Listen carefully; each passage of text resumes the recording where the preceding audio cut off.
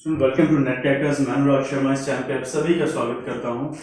Student, exam आने वाला है। एग्जाम फॉर्म फिल करने का जो प्रोसीजर है वो आज खत्म हो जाएगा। इसी के साथ साथ करेक्शन विंडो भी बहुत जल्दी खुल जाएगी एंड आपकी प्रिपरेशन जो है वो लास्ट स्टेज पे आ चुकी होगी। तो ऐसे में आज हम लोग बात करेंगे कुछ इंपॉर्टेंट एमसीक्यूज की। देखिए, किसी भी कंपटीशन एग्जाम को अगर आप दे रहे हैं तो उसमें एक स्टेप बाय स्टेप प्रोसीजर होता है उस एग्जाम के लिए प्रिपेयर करने का। सबसे पहले आप बेस एरियाज की तरफ फोकस करते हैं, देन कोर एरियाज पे जाते हैं, देन क्वेश्चंस को अटेम्प्ट करते हैं। ये एक सही तरीका होता है कभी भी किसी एग्जाम को समझने का, उसके सिलेबस को, उसकी डेप्थ को समझने का। बट यूजीसी नेट एग्जाम की अगर मैं बात करूं तो मैं मोस्टली कहता हूं कि 10 ईयर्स क्वेश्चन पेपर आपके लिए सिर्फ एक सेंस में हेल्पफुल है कि आप ये समझ पाए कि किस डेप्थ तक आपसे क्वेश्चन पूछे जा सकते हैं यूजीसी नेट एग्जाम के अंदर। तो आज ऐसे में हम इंडियन पॉलिटिकल थॉट के कुछ क्वेश्चंस को डिस्कस करने जा रहे हैं। हम वन बाय वन हर एक टॉपिक के ऊपर, हर एक यूनिट के ऊपर इस तरह से क्वेश्चंस को डिस्कस करेंगे। तो आइए स्टूडेंट, शुरुआत करते हैं हम लोग सबसे पहले इंडियन पॉलिटिकल थॉट के लिए। यहाँ पर हमारा पहला क्वेश्चन जो है वो डॉक्टर बी आर अम्बेडकर से है। डॉक्टर बी आर अम्बेडकर की जब बात की जाती है तो इंडियन फिलोसफर लॉबी जो है, चाहे वो करंट फिलोसफर्स हों या फिर पुराने टाइम में जितने भी रहे हो, इनको सबसे सम्मान की नज़रों से देखा जाता है। बी आर अम्बेडकर की नॉलेज, चाहे वो डिफरेंट कॉन्स्टिट्यूशंस को लेकर रही हो या एक ओवरऑल जो पर्सपेक्टिव है एजुकेशन का उसको लेकर रही हो, बहुत हाई मानी जाती थी। और बी आर अम्बेडकर की राइटिंग स्किल्स भी हमेशा से अप्रिशिएट की गई हैं। 17 से ज़्यादा मेजर राइटिंग्स को बी आर अम्बेडकर ने लिखा और अलग अलग एरियाज में लिखा। आज का जो पहला क्वेश्चन है हमारा वो यही है कि doctor B R Ambedkar's paper small holding in India and their remedies is related to, किस एरिया से बिलोंग करती हैं ये जो एक पर्टिकुलर बुक है small holding in India and their remedies, ये किस चीज से जुड़ी हुई, किस बारे में बी आर अम्बेडकर ने लिखा है। तो उसका राइट आंसर जो होगा वो है एग्रीगेंट कम्युनिटी। देखिए, बी आर अम्बेडकर जी सिर्फ कास्ट सिस्टम को लेकर ही कंसर्न नहीं थे या उसी की बातें नहीं किया करते थे। इनको एक सोशल रिफॉर्मर्स के तौर पर देखा जाता था। कास्ट सिस्टम के साथ साथ बी आर अम्बेडकर ने रिलीजन के अंदर जो प्रॉब्लम्स हैं उनके ऊपर भी बात की। इंडियन सोसाइटी में जो अलग अलग तरह के डिफरेंसेस हैं उन पर बात की। जो चाइल्ड मैरिज है उसको अपोज किया बड़े तौर पर। और इस तरह से वो जो इकोनॉमिकल वैल्यूज थी भारत की उसके ऊपर भी काफी कुछ बोला करते थे। तो आपके इस क्वेश्चन का जो राइट आंसर है वो फर्स्ट है। एग्रीगेंट सिस्टम जो था भारत का, कृषि व्यवस्था जो थी भारत की, उसके ऊपर इस किताब में उन्होंने लिखा हुआ है। अब नेक्स्ट क्वेश्चन की तरफ हम लोग बढ़ते हैं। अगला क्वेश्चन जो है हमारा वो है बड़ा important question, because UGC net के पेपर में जब आप कभी भी कोई एग्जाम देने जाते हैं, अगर सिर्फ यूजीसी नेट की बात ना करूं मैं, पॉलिटिकल साइंस के आप स्टूडेंट हैं, तो एक कॉमन इशू और एक कॉमन प्रॉब्लम हम ज़्यादातर लोग फेस करते हैं। देखिए, यूजीसी नेट में जो मैक्सिमम स्टूडेंट आपको मिलेंगे जो पॉलिटिकल साइंस बैकग्राउंड से आते हैं, या तो उन्होंने ग्रेजुएशन किसी और सब्जेक्ट में की होगी, बीए जनरल की होगी, फिर वो पॉलिटिकल साइंस में आए। और अगर डायरेक्टली पॉलिटिकल साइंस से ही चल रहे हैं, ग्रेजुएशन और मास्टर्स दोनों पॉलिटिकल साइंस में है, तब भी इस तरह के इश्यूज आपको फेस करने पड़ते हैं कि डेट्स को याद रखना बड़ा मुश्किल होता है। तो इसमें हमेशा से मैं एक एडवाइस बच्चों को देता हूँ कि डेट्स को याद करने का सही तरीका ये है कि आप 10 ईयर्स का स्लॉट बनाइए। फॉर एग्जाम्पल, आप इस तरह से स्लॉटिंग को कर सकते हैं कि 1900 से लेकर 1910 के बीच में क्या क्या घटनाएं घटी, चाहे वो किसी लीडर का बर्थ हो, चाहे कोई आंदोलन रहा हो, मूवमेंट रही हो। इसको अगर थोड़ा और बड़े तरीके से आप देखेंगे तो इसको आप 2 फेजेस में बना सकते हैं। ये आपने बनाया हिस्टोरिकल चीज़ों को याद रखने का। इसी तरह से सेम स्लॉट आप बनाएंगे बुक्स और राइटिंग्स के लिए भी कि इस बीच कौन कौन सी राइटिंग्स लिखी गई। एक और एरिया है इंटरनेशनल रिलेशन, जहाँ पर ये आपको हेल्पफुल हो सकता है। इधर भी आप जो अलग अलग इंसिडेंट हुए उनको नोट डाउन कर सकते हैं। फॉर एग्जांपल, 1909 से लेकर 1910 के बीच में एक बहुत मेजर इवेंट हुआ, फर्स्ट रशियन रेवोल्यूशन हुआ था 1905 के अंदर। अब अगर इस प्लॉट को मैं आगे लेके जाऊं, 1910 से लेके 1920 के बीच में करूं और इंटरनेशनल रिलेशन की अगर मैं बात करूं तो ट्रीटी ऑफ वर्साइलेस आपके सामने आ जाएगी, ILO का बनना आ जाएगा, वर्ल्ड वॉर 1 आ जाएगी। इस तरह से बहुत सारे इवेंट यहाँ शामिल हो सकते हैं। तो ये स्लॉटिंग करके जब आप पढ़ेंगे तो ऑफकोर्स आपके लिए इन डेट्स को याद रखना वो इजी हो जाएगा।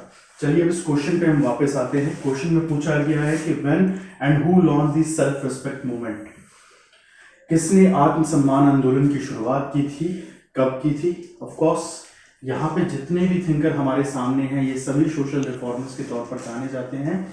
और जब हम इस क्वेश्चन को देखेंगे तो हम में से मैक्सिमम लोग हो सकता है कि इस पर फोकस करें कि गांधी जी का ये आइडिया होगा, बट यहाँ पर जो राइट आंसर है वो है पेरियार का। 1925 में पेरियार ने सेल्फ रिस्पेक्ट मूवमेंट की शुरुआत की थी। अब आते हैं नेक्स्ट क्वेश्चन की तरफ। The book six glorious epoch of the history was written by. अब इतिहास की जब बात होगी तो बहुत सारे थिंकर्स जो इस एरा में रहे, इस कालखंड में रहे, उन्होंने बात की भारत के इतिहास की। और इन्हीं थिंकर्स में एक थिंकर जिनको एक लंबे समय तक इतिहास ने भुला दिया था, उनका नाम अब लिया जाने लगा है, उनकी लिखी हुई राइटिंग्स की बात की जाने लगी है। और उनकी बहुत सारी ऐसी राइटिंग्स थी जो भारत के स्वर्णिम इतिहास की बात करती हैं। इन्हीं थिंकर ने एक बहुत इंपॉर्टेंट राइटिंग लिखी थी, the first war of independence 1857। जी हाँ, मैं बात कर रहा हूँ विनायक दामोदर सावरकर की। इन्हीं की एक किताब थी ग्लोरियस एपॉक जो इन्होंने लिखी थी। इस किताब के अंदर इन्होंने भारत की जो ग्लोरियस टाइम रहा था बेसिकली उसके ऊपर बात की थी। और ये बताया था कि किस तरह से अलग अलग समय में किस तरह से भारत ने ग्रोथ किया और अंग्रेजों के आने से पहले क्या डेवलपमेंट भारत ने देखी थी। एक और सावरकर की किताब है जो कि बहुत इंपॉर्टेंट मानी जाती है, किताब का नाम है पद-पदशाही, जहां महाराष्ट्र के जो राजा रहे उनका इतिहास सावरकर ने समझाया है। अब हम नेक्स्ट क्वेश्चन की तरफ बढ़ते हैं। सुन, अगला क्वेश्चन हमारा इंपॉर्टेंट है क्रोनोलॉजी। अब किसी भी कॉम्पिटिटिव एग्जाम में क्रोनोलॉजी का क्या पर्पस है? क्रोनोलॉजी का पर्पस ये है कि जब आप क्रोनोलॉजी को पढ़ते हैं, समझते हैं, तो एक ऑर्डर को हमें मेंटेन करना होता है, पहले क्या हुआ और बाद में क्या हुआ। हमारे सामने 4 अलग अलग पॉइंट्स रखे गए हैं और पूछा गया है कि इनकी राइट क्रोनोलॉजी को समझाएं। तो नक्सलबारी मूवमेंट क्या है? इसकी शुरुआत हुई 1967 के अंदर। ठीक है, नक्सलबारी एक जगह है जहां से इसकी शुरुआत हुई, नक्सली मूवमेंट की शुरुआत हुई और आज भारत के लगभग 10 से ज़्यादा स्टेट इसको फेस कर रहे हैं। ऑल दो एक लेटेस्ट रिपोर्ट के हिसाब से भारत में नक्सलिस्ट मूवमेंट जो थी वो धीरे धीरे डिक्लाइन हो रही है, खत्म हो रही है, बट स्टिल भारत का एक बहुत बड़ा हिस्सा इसको फेस कर रहा है। यहाँ आती है खेड़ा मूवमेंट की बात होती है, चंपारण की बात होती है। तो खेड़ा मूवमेंट हुई 1918 के अंदर, इससे पहले चंपारण 1917 में और खिलाफत मूवमेंट 1919 में हमारे सामने आई।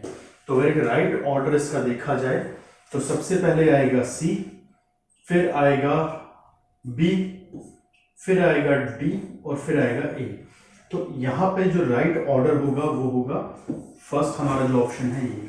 तो इस तरह से डेट्स जो होती हैं वो आपके लिए याद रखना बहुत ज़रूरी है। मैं हमेशा कहता हूँ कि पॉलिटिकल साइंस के स्टूडेंट के लिए हिस्ट्री और ज्योग्राफी, इन दोनों सब्जेक्ट्स की बहुत इंपॉर्टेंस है और इन दोनों की नॉलेज लिए बिना आप कभी भी पॉलिटिकल साइंस में एक अच्छे स्टूडेंट के तौर पर ग्रोथ नहीं कर पाएंगे। चलिए अब हम नेक्स्ट क्वेश्चन की तरफ बढ़ते हैं। हमारा जो अगला क्वेश्चन है वो है जियाउद्दीन बर्नी से। बर्नी की राइटिंग्स बहुत इंपॉर्टेंट मानी जाती है, स्पेशली इनकी कुछ ऐसी राइटिंग्स जिन्होंने बर्नी को एक पोएट के साथ साथ एक एक स्कॉलर के तौर पर भी इस्लामिक थॉट प्रोसेस में एस्टैब्लिश कर दिया। अब क्वेश्चन में पूछा गया है कि क्या चीज़ बर्नी से रिलेटेड नहीं है, कौन सा वर्क रिलेटेड नहीं है? तो नाम है अकबरनामा। सैयद अहमद खान ने इसको लिखा था, जो कि एक इस्लामिक स्कॉलर माने जाते हैं। अकबरनामा को लिखा था। इसी तरह आईने अकबरी एक किताब थी जो लिखी गई थी, तो ये दोनों अकबर का गुणगान करने के लिए लिखी गई थी और अकबर को एज अ गॉड प्रेजेंट किया गया था कुछ जगहों पर इन किताबों के अंदर। Not exactly a God but you can say kind of messenger of God. तो यहाँ पर जो ये 3 राइटिंग हैं ऊपर, फतवा जारी तारीख फिरोज शाही और जवाबी, ये तीनों ही राइटिंग्स बर्नी की थी। अब इसके बाद नेक्स्ट क्वेश्चन की तरफ हम बढ़ते हैं। ओके, अगला क्वेश्चन है पंडिता रामाबाई से। पंडिता रामाबाई की जब भी बात की जाती है तो इनकी आइडियाज इंडिया के अंदर, इंडिया के थॉट प्रोसेस के अंदर स्पेशली, अब ये वो टाइम था जब पंडिता रामाबाई हमारे सामने आई। 18th सेंचुरी अपनी लास्ट में थी, 19th सेंचुरी की शुरुआत होने वाली थी और यहाँ पर ऐसे बहुत सारे स्कॉलर्स ने जन्म लिया जो कि ब्रिटिश राज के अंदर रहते हुए या तो उनको अपोज कर रहे थे या उस समय की जो भारतीय व्यवस्था थी उसके खिलाफ थे। अब ये वो लॉबी थी जो नए नए पढ़े हुए लोग थे और उनमें से एक आई थी पंडिता रामाबाई भी। पंडिता रामाबाई ने अपने बचपन से ही उन सभी कट्टरपंथी विचारधाराओं के खिलाफ लड़ने का काम किया जो हिंदू समाज के अंदर प्रत्यार्की पितृवाद को बढ़ावा देती हैं। तो ऐसे में इन्होंने बहुत सारे समाज सुधार के काम किए थे, महिलाओं के लिए बहुत सारे काम किया करती थी। उसमें इन्होंने शारदा सदन की शुरुआत की थी जो कि एक लर्निंग सेंटर माना जाता है फॉर दी विडोज, स्पेशली जो यंग विडोज हुआ करती थी उनके लिए इसको एक लर्निंग सेंटर के तौर पर देखा जाता है। और 1889 के अंदर शारदा सदन की शुरुआत इन्होंने की थी। और शारदा सदन के अंदर ये जो विडोज हुआ करती थी, यंग विडोज स्पेशली, जो भारत में एक बहुत बड़ा एक मेजर इशू हुआ करता था उस समय, उनको एक बेसिक ट्रेनिंग दिया करती थी ताकि वो कोई काम करके, कोई रोजगार करके अपना जीवन निर्वाह कर सके। तो हम नेक्स्ट क्वेश्चन की तरफ चलते हैं। यहाँ पे हमारा अगला क्वेश्चन जो है ये बात करता है कि अलग अलग मूवमेंट जो अलग अलग टाइम पे हुई उनको असेंडिंग ऑर्डर्स में लगाना है। और लगाना कैसे असेंडिंग ऑर्डर में, क्या बोलते हैं इसको, आरोही क्रम बोलते हैं। दैट मीन्स नीचे से ऊपर की तरफ हमें जाना है। तो अलग अलग जो डेट्स रही हैं वो भी हमारे लिए ज़रूरी है। सबसे पहले हमारे आता है साबरमती आश्रम, जिसकी इस्टेब्लिशमेंट हुई थी 1915 के अंदर। उसके बाद चंपारण मूवमेंट जो कि 1917 में हुई। फिर आया नॉन कॉपरेशन 1920 के अंदर। एंड उसके बाद सिविल डिसोबीडियंस 1930 के अंदर। तो वन बाय वन अब इनको हम ऑर्डर में लगाने की कोशिश करते हैं। तो राइट क्या होगा, 4 3 2 1। तो हमारा ऑप्शन नंबर 4 जो है वो राइट आंसर होगा इसका। अब इसके बाद हम नेक्स्ट क्वेश्चन की तरफ चलते हैं। विच इंसिडेंट मेड पेरियार एथिस्ट? नास्तिक बना दिया था एक इंसिडेंट ने पेरियार को। पेरियार जब अपनी लाइफ के बारे में बताते हैं तो ऑफकोर्स जितने भी हमारे इंडियन पॉलिटिकल थिंकर्स रहे उनमें से सब जो है वो इंडिपेंडेंस की लड़ाई नहीं लड़ रहे थे। बहुत सारे थिंकर ऐसे भी थे जिनके लिए कहा जाता है कि बेसिकली वो उन मुद्दों को लेके लड़े जो कि स्वतंत्रता के समय बहुत ज़रूरी मुद्दे हुआ करते थे। धर्म के बीच में जो बंटवारा था उसको लेकर भी बहुत सारे मुद्दे उठे हुए थे। और ऐसे में पेरियार, इरोडा रामास्वामी पेरियार आते हैं और ये कई अलग मुद्दों को लेके, जिसमें तमिल भाषा का एक मुद्दा था, ब्राह्मणिकल कल्चर जो था उसके खिलाफ ही लड़ाई लड़ा करते थे और इनको साउथ का अम्बेडकर कहा जाता था। तो ऐसे में ये एक इंसिडेंट की बात करते हैं जब ये काशी गए और काशी में इनको टेम्पल एंट्री से मना कर दिया गया। इनको कहा गया कि सिर्फ और सिर्फ ब्राह्मण्स को ही एंट्री दी जाती है। तो उस इंसिडेंट की ये बात करते हैं। साथ ही ये बताते हैं कि वहाँ पर इन्होंने गरीबी देखी, बूढ़ों को, बच्चों को भीख मांगते हुए देखा। इनको ऐसा लगा कि एक मंदिर है, एक टेम्पल है जो कि बहुत समृद्ध है और उसके बाहर एक ऐसा समाज है जो कि भूखा मर रहा है। तो उसको देख के जो इनका मन था भगवान की तरफ, पूजा पाठ की तरफ, वो पूरी तरह से हट गया और ख़त्म हो गया। तो यहाँ पर जो इंसिडेंट है वो हमारे सामने आता है। काशी का जो तीर्थ करने गए थे उसके बाद इन्होंने डिसाइड किया कि अब ये भगवान में नहीं मानेंगे, विश्वास नहीं रखी। अगले क्वेश्चन की तरफ हम आते हैं।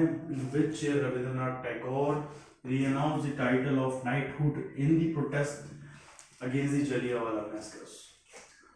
देखिए, हम जब भी भारत की आज़ादी की बात करते हैं तो इसमें बहुत सारी स्ट्रगल्स हमारे सामने आती है। अंग्रेज़ों ने जो उत्पीड़न भारतीयों पे किए, इसकी एक बड़ी वजह ये थी कि 1857 का जब विद्रोह हुआ तो उसके बाद अंग्रेज़ों को समझ में आ गया था कि अब इंडियंस यूनाइट होके भी लड़ सकते हैं। तो भारतीयों को तोड़ने के बहुत सारे प्रयास किए गए और बहुत एग्रेसिव समय रहा ये 1957 से लेके 1930 के बीच का। अगर आप समय देखेंगे 1857 से 1930 के बीच का, तो ऐसे में ही 1919 में जलियांवाला बाग मैसेकर होता है जहां अप्रोक्सीमेटली 400 लोगों को गोली मार दी जाती है अंग्रेजों के द्वारा, जिनकी डेथ हो जाती है। जलियांवाला बाग अमृतसर में एक जगह है जहां पर हजारों की भीड़ इकट्ठी थी और उन पर गोलियां चलवा दी जाती है, जिसमें 400 के आसपास लोग मारे जाते हैं। और इसके बाद रविंद्रनाथ टैगोर, जो इनको उपाधि दी गई थी नाइटहुड की, उसको वापस कर देते हैं। तो राइट आंसर जो होगा इसका 1919 होगा। रविंद्रनाथ टैगोर को नाइटहुड के अलावा आपको बता दूं कि नोबेल इन लिटरेचर भी दिया गया था, और उस समय भारतीय लिटरेचर में रविंद्रनाथ टैगोर का नाम सबसे ज़्यादा इम्पोर्टेंट माना जाता है। गांधी जी को उपाधि जो थी महात्मा की वो उन्होंने ही दी थी, यही गांधी जी को महात्मा गांधी कहा करते थे। हमारा अगला क्वेश्चन है, who wrote the autobiography of Jayaprakash Narayan. JP Narayan हमारे पूरे के पूरे पॉलिटिकल साइंस के सोशलिस्ट स्ट्रक्चर में सबसे इम्पोर्टेंट थिंकर्स के तौर पर माने जाते हैं। यूँ तो भारत में सोशलिज्म और मार्क्सिज्म इन दो वेव्स की शुरुआत 1930s के आसपास ही हो गई थी, बट 70s का जो दौर रहा वो बहुत इम्पोर्टेंट रहा सोशलिस्ट मूवमेंट के लिए। जयप्रकाश नारायण का नाम पूरे भारत में गूंज गया था। इंदिरा गांधी के खिलाफ इन्होंने लड़ाई लड़ी।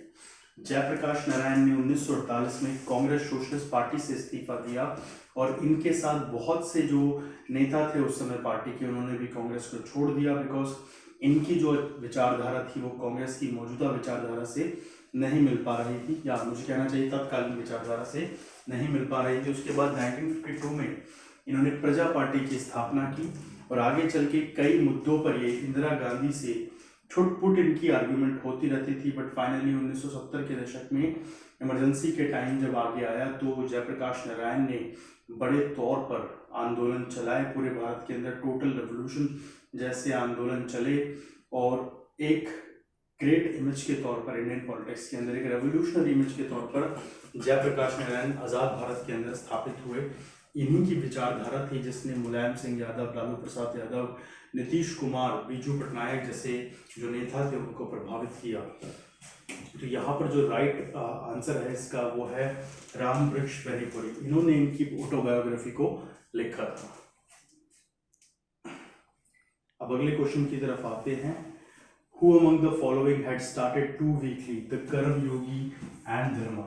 ओके, हम जितने भी थिंकर्स का नाम यहाँ देख रहे हैं, महात्मा गांधी और बिंदु रांडे एंड तिलक, ये सभी थिंकर अपनी नंबर ऑफ राइटिंग्स के लिए जाने जाते हैं। महात्मा गांधी ने ना सिर्फ राइटिंग्स को लिखा बल्कि बहुत सारी राइटिंग्स को ट्रांसलेट तक महात्मा गांधी ने किया। बट हमारी ये दो पर्टिकुलर राइटिंग जो हैं वो जुड़ी हुई हैं श्री अरबिंदो घोष से। अलीपुर बॉम्ब ब्लास्ट के केस में जब इनको जेल भेजा गया था, उसके बाद 1909 में जेल से वापस आते हैं, एंड उसके बाद ये एक्टिव पॉलिटिक्स से संन्यास लेने का फैसला लेते हैं। तब ये इंग्लिश और मराठी में दो वीकलीज को लॉन्च करते हैं। तो एक वीकली जो है वो है द कर्म योगी एंड सेकंड वन इज धर्मा। ये दोनों रिलेटेड है अरबिंदो घोष के साथ।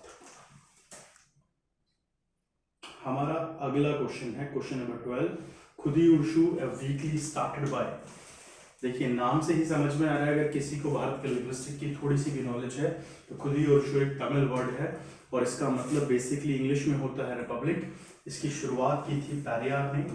खुदी उर्शु के अंदर पैरियार जो भारत की अलग अलग सांस्कृतिक वैल्यू थी, कई बार उसके बारे में लिखा करते थे, कई बार एंटी ब्राह्मणिकल लिखा करते थे, कास्ट सिस्टम का जो ऑपरेशन है उसके ऊपर भी लिखा करते थे। बहुत सारे अलग अलग आइडियाज अपने ये इस वीकली के द्वारा छापा करते थे। अब हमारा अगला क्वेश्चन आता है, which of the following word is not associated with Mohammad Iqbal. ये नाम बड़ा इंपॉर्टेंट है हम लोगों के लिए। तो मोहम्मद इकबाल, इनके लिए कहा जाता है कि ट्रांजिशन में मोहम्मद इकबाल रहे। कभी कहते थे कि सारे जहां से अच्छा हिंदुस्तान हमारा, और उसके बाद फिर एक समय ऐसा आया कि जब जिन्ना को चिट्ठी लिख के कहा कि क्यों ना एक अलग देश बनाया जाए, पाकिस्तान को बनाया जाए। तो पाकिस्तान के जो आइडियोलॉजिकल फादर हैं इनको कहा जा सकता है, और ये वही व्यक्ति हैं जिन्होंने सारे जहां से अच्छा हमारा, जो जिसको उर्दू में तराना बोला जाता है या हम गाना कह सकते हैं, उसको लिखा था। शुरुआती तौर पर इकबाल की राइटिंग बहुत ज़्यादा नेशनलिस्टिक मानी जाती थी, बट उसके बाद जब ये अपनी फॉरेन ट्रिप्स पे गए और वहाँ से वापस आए तो एक बहुत बड़ा ट्रांजिशन इनकी थॉट प्रोसेस में देखने को मिला, और इन्होंने एक तरह से आप कह सकते हैं कि एक अलग देश का सपना देखा जो सिर्फ और सिर्फ एक तरह से मुस्लिम देश होगा। तो जितनी भी राइटिंग्स आप सामने देख रहे हैं, the reconstruction of religious thought in Islam, ये भी इकबाल की ही राइटिंग है। उसके अलावा जवाबे शिकवा, ये भी इकबाल की ही राइटिंग है। The development of metaphysics in Persia, ये भी इन्हीं की राइटिंग है। द लॉयल मोहम्मदीन्स ऑफ इंडिया, ये इकबाल से रिलेटेड नहीं है, सैयद अहमद खान की राइटिंग है, इकबाल की राइटिंग नहीं है। तो राइट आंसर जो है इट इज आंसर नंबर 2। अगले क्वेश्चन पे जाते हैं। बी आर अम्बेडकर, एक और बार हमारे एक इम्पॉर्टेंट थिंकर हमारे सामने हैं।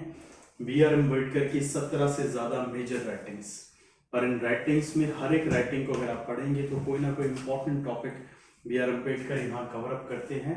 बट हम आज इस क्वेश्चन के द्वारा एक मूवमेंट की बात कर रहे हैं, टेम्पल एंट्री मूवमेंट को लेकर। बी आर अम्बेडकर ने जो है एक बड़े इशू को उठाया था। नासिक शहर के अंदर कालाराम टेम्पल है शिव जी का, जिसके बाहर एक बोर्ड लगा हुआ था कि नॉन ब्राह्मण्स का मंदिर में एंट्री करना मना है, और उसके अगेंस्ट ये जो मूवमेंट है पूरी की पूरी चलाई गई थी। 1925 का समय था जब ये मूवमेंट चली थी। तो फाइनली इस मूवमेंट के सक्सेसफुल होने के बाद एंट्री स्टार्ट हो गई थी, और इस तरह की मूवमेंट से जुड़े हुए आपको आगे पेरियार भी नजर आते हैं, जिन्होंने इस तरह की कई मूवमेंट्स के अंदर इनिशिएट किया। हमारा अगला क्वेश्चन आता है विवेकानंद से। स्वामी विवेकानंद को भारत के आध्यात्मिक गुरु के साथ साथ हम लोग जो हमारी संस्कृति है उसको समझने वाले और समझाने वाले सबसे ज़्यादा इम्पॉर्टेंट स्कॉलर्स के तौर पर भी जानते हैं। स्वामी विवेकानंद जिस टेक्निक का इस्तेमाल करते हैं, जिसको प्रमोट करते हैं, वो है अद्वैतांता। अब वेदांता वर्ड आप कई सारे थिंकर्स के साथ जुड़ा हुआ सुनेंगे, यहाँ तक कि रविंद्रनाथ टैगोर और बिंदु घोष भी वेदांता शब्द का इस्तेमाल करते हैं। पर अद्वैतांता को बहुत सिंपल शब्दों में अगर हम समझें तो जिस तरह से यूनिवर्सलिज्म है, जिसका बात रविंद्रनाथ टैगोर ने की थी, उसी तरह से वेदांता भी जो है वो मेटाफिजिक्स को, स्पिरिचुअलिटी को कनेक्ट करके इंडिविजुअल को एनलाइटमेंट की तरफ लेके जाता है। अब सुनने में थोड़ा कंफ्यूजिंग है, but in a very simple way, जितना ज़्यादा आप स्पिरिचुअलिटी की तरफ जाएंगे, जितने ज़्यादा आप स्पिरिचुअल होते जाएंगे, उतने ज़्यादा आप एनलाइटेड होते जाएंगे। मॉडर्निटी जो है हमें वो फोकस करा रही है कि हम आसपास मौजूद चीज़ों पर ध्यान दें, बट अगर हम स्पिरिचुअलिटी की बात करें तो वो हमें खुद पे ध्यान देने पे ज़्यादा फोकस करती है। कुछ इस तरह के विचार दिया करते थे स्वामी विवेकानंद। अब हमारा अगला क्वेश्चन आता है थिंकर से और उनकी थॉट प्रोसेस से रिलेटेड। यहाँ पर मैं इसको बहुत सिंपल वे में आपको समझा देता हूँ। महात्मा गांधी जी की जब बात होती है तो इकोनॉमिक पर्सपेक्टिव्स पे काफ़ी आइडिया इन्होंने रखे थे, जिसमें इन्होंने ट्रस्टशिप का एक विचार दिया था, जो कि बेसिकली लैंड से जुड़ा हुआ था, और जो ऑनरशिप है इंडियंस की उनकी प्रॉपर्टी पे, उससे जुड़ा हुआ था। एम.एन. रॉय न्यू ह्यूमैनिज्म का, नव मानववाद का विचार हमारे सामने रखते हैं। ई.वी. रामास्वामी नायकर ये क्रिटिक हैं ब्राह्मणिकल डोमिनेशन के। श्री अरबिंदो घोष पैसिव रेजिस्टेंस का सिद्धांत हमारे सामने रखते हैं। स्टूडेंट, हमारा अगला क्वेश्चन है एक और इम्पोर्टेंट राइटिंग से जुड़ा हुआ, थॉट प्रोसेस से जुड़ा हुआ है। बेसिकली पूछा गया who was in the favour of Gandhian idea and socialist thought. तो यहाँ पर जब हम देख रहे हैं नेहरू जी को, एम.एन. रॉय, सावरकर, लोहिया, तो ऑफकोर्स सावरकर तो गांधी जी के विचारों से सहमत थे ही नहीं। नेहरू जी भी गांधी जी के ज़्यादातर विचारों को सपोर्ट नहीं किया करते थे। एम.एन. रॉय भी क्रिटिक थे बहुत सारे विचारों के, और हम लोहिया जी को मॉडर्न गांधी भी कहते हैं। यही थे गांधी जी के असली फॉलोअर, जिन्होंने एक लंबे समय तक गांधीयन फिलॉसफी को आगे बढ़ाने का काम किया। हमारा नेक्स्ट क्वेश्चन है all India anti untouchability league was established bye. अब हम में से ज़्यादातर लोग जो है हरिजन सभा के नाम से इसको जाना जाता था, हरिजन हितकारी सभा के नाम से जाना जाता था इसको। तो इसमें ज़्यादातर जो लोग हैं वो जब इसको देखेंगे तो देखते ही वो सीधा कहेंगे कि बी आर अम्बेडकर, बट ये गलत आंसर होगा। 1932 में गांधी जी ने इसकी शुरुआत की थी, और ये एक ऐसा दौर था जब गांधी जी और अम्बेडकर जी के बीच में काफ़ी मतभेद भी हुआ करते थे, क्योंकि कहीं ना कहीं गांधी जी जब इस तरह के पॉइंट्स पे क्वेश्चन उठाया करते थे या बात किया करते थे या अनटचेबल्स के फेवर की बात करते थे, तो बी आर अम्बेडकर कहते थे कि ज़्यादातर आपका जो बातें हैं, कांग्रेस की जो विचारधारा है, वो सिर्फ और सिर्फ कहीं ना कहीं एक पॉलिटिकल वे में चलती है, प्रैक्टिकल वे पे आप किसी भी तरह से हमें हेल्प नहीं कर रहे। हमारे नेक्स्ट क्वेश्चन की तरफ आते हैं। व्हाट इज गीता रहस्य? ओके, अदर टू से व्हाट इज गीता रहस्य, इस क्वेश्चन में एक्चुअली होना चाहिए कि गीता रहस्य को किसने लिखा, ठीक है, या किससे रिलेटेड है गीता रहस्य। तो लोकमान्य तिलक द्वारा गीता रहस्य को लिखा गया था। अगला क्वेश्चन है कबीर से। कुछ लोग इनको संत कबीर भी कहते हैं, और कबीर की जब बात करते हैं तो आप में से ज़्यादातर लोग कबीर को उनकी पोएट्री कंट्रीब्यूशन के लिए जानते हैं, बट इसके अलावा कबीर ने बहुत सारे एरियाज़ में अपने आइडियाज़ रखे। पर यहाँ जो किताबें आपके सामने हैं इसमें पूछा गया है कि which book is not related to Kabir, तो उसका राइट आंसर है जनता, बीजक, सर्वांगी और आदि ग्रंथ। ये तीनों कबीर से ही रिलेटेड थे। ऑल्दो कबीर पढ़ा लिखा नहीं जानते थे, बट ये जो राइटिंग है कबीर के ऊपर ही लिखी गई है, कबीर से ही रिलेटेड है। And Janata is not related to Kabir, तो जो राइट आंसर होगा इसका क्या रिलेटेड नहीं है, that is only D. Okay, तो स्टूडेंट ये थे कुछ इंपॉर्टेंट क्वेश्चन जो पिछले कुछ सालों में पूछे गए। हम आने वाली वीडियोस में इसी तरह से क्वेश्चंस को डिस्कस करते रहेंगे, और साथ ही हमारे ऑनलाइन कोर्सेज को ज्वाइन करने के लिए और दिसंबर 2023 के एग्ज़ाम के लिए हमारे ऑफलाइन बैचेस को ज्वाइन करने के लिए आप नेट कैटर्स की वेबसाइट को विजिट कर सकते हैं। नीचे दिए गए नंबर पर हमें कॉल या मैसेजेस कर सकते हैं।